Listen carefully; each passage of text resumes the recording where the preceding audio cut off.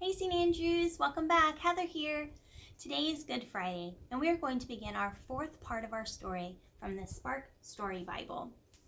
Today's atmosphere is a little different because our story is a little more somber. And at the end, we're going to end a little differently. Instead of me asking you your question, I've written it down. This will give you time to reflect, be still, and pray. And then once you've done that, you can discuss with your family. So let's begin. It was a very sad day when Jesus died. The soldiers who had arrested Jesus teased him for pretending to be a king.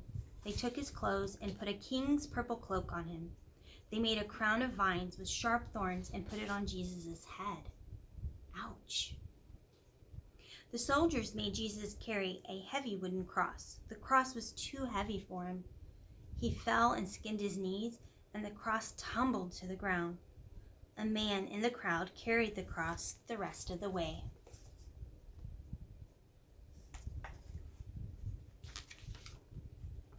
The soldiers nailed Jesus' hands and feet to the cross. They raised Jesus' cross up on a hill between two other men. The other men were thieves, and they were being crucified too. One of the men was angry with Jesus.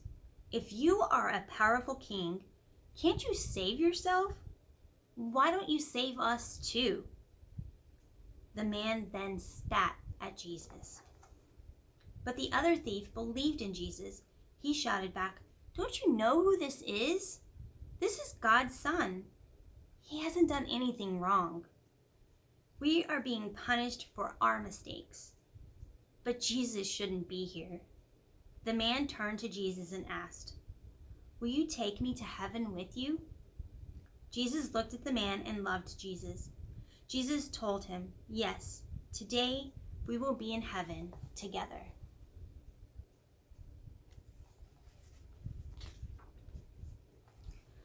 After a while, the world grew very dark, as if a terrible thunderstorm was coming. It was as if all creation was crying because Jesus was about to die. Jesus was feeling all alone and prayed to see if God was still there. Of course, God never left Jesus. God was with him the whole time. Jesus looked at the crowd. He was sad. The people didn't believe that he was God's son.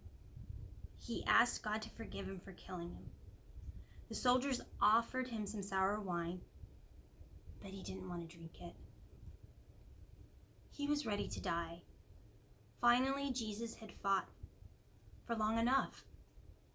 He said, "God, the work you have gave me to do here is finished."